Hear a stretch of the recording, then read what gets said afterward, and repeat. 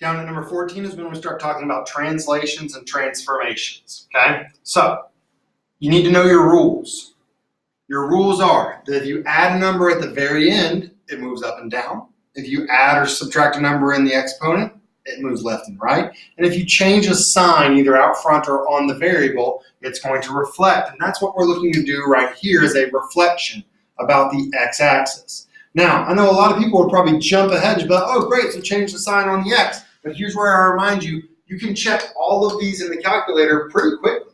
This is 7 raised to the x power. And if you think it's 7 raised to the negative x, test it.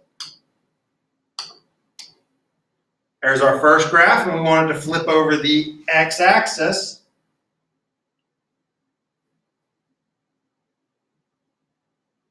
And we see with it coming in that it did not.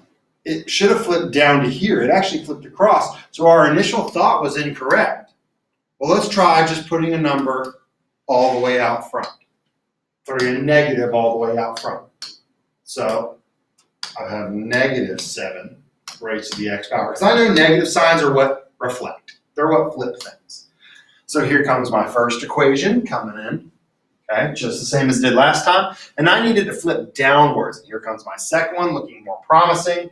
There it is. So that'll be the one that I show you by checking in the calculator. After this, I'm just going to kind of skip that. And I'm going to just show you what the real answer would be and talk about it. You tomorrow will be able to check every one of these in your calculator to different levels of success. Create a function that is 2 raised to the x power now. We want a new one. Let's call it g of x. After a vertical translation, 1 unit down. So it was just 2 raised to the x power. We want to go down 1 unit. That means numbers out on the end. And to go down, we're going to subtract 1. For number 16, write a function for the function, f of x after a horizontal translation of 3 units to the right. That means we have a new function, g of x. Our original is 5 raised to the x power. We want to go right 3 units, and this is where things get a little bit tricky.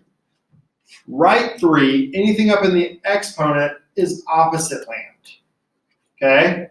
So right 3, you really think your brain tells you that means plus 3. But it's opposite land up there, meaning it's 5 raised to the x minus 3 power. When you subtract 3, that moves it right 3. Next, we want to reflect over the y-axis, okay? And our last one, we changed the sign out front to go over the x-axis. So here we're going to change the sign out up in the exponent, okay? Now notice, this negative 2 has to stay. I have lots of people tell me, oh, I just made it positive. You can't just make it positive. That's going to double reflect here. What we want to do is just change the sign in the exponent to negative x. Almost said numerator. It's a different high number. Okay? 18 says, given the transformation, okay, given the 2 equations, f of x into g of x, what resulted? What was list the transformation? Well, I play my little Highlights magazine game where I find the differences. 2 raised to the x stayed the same, minus 7 appeared at the very end.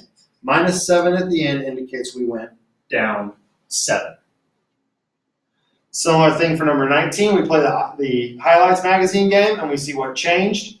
X became x minus 7, and that's half the answer. But I guarantee you one of the answers listed is going to be just that. It also added 1 out back, so we have to decipher 2 different moves here. Subtracting 7 in the numerator, okay, it's opposite land, so that actually means we went right 7. And for our second move, it was plus 1, meaning we also went up 1. Okay? Right 7 and up 1. Number 20, again, is probably my personal favorite problem on this test. Okay? It's really, really cool, but it's really difficult.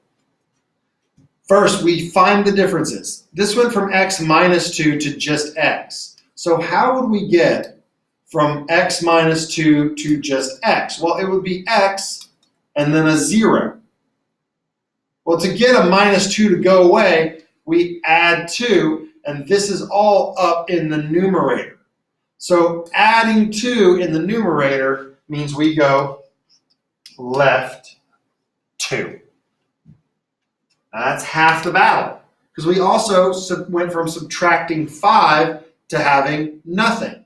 Well, a minus 5, to turn that into a 0, we have to add 5. And by adding 5 out back, we went up 5. Excellent problem. Complicated answer, but very doable. Okay?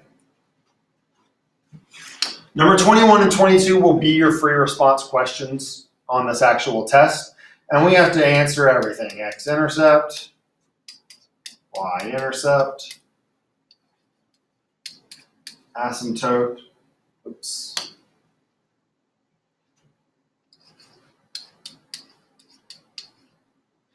Domain, range. I'm going to leave interval of increase, decrease just blank because I have to determine which is which, if it's increase or decrease before writing the interval. And then this setup. So this will not be written for you on your paper. You will have to come up with it. But guess what? You really don't. Because if you just flip back to number 12 and 13, you're going to have this green area already listed 4 times each for your choices. So you don't have to memorize this setup. It'll be there. Again, you'll just have to answer what the actual end behavior is.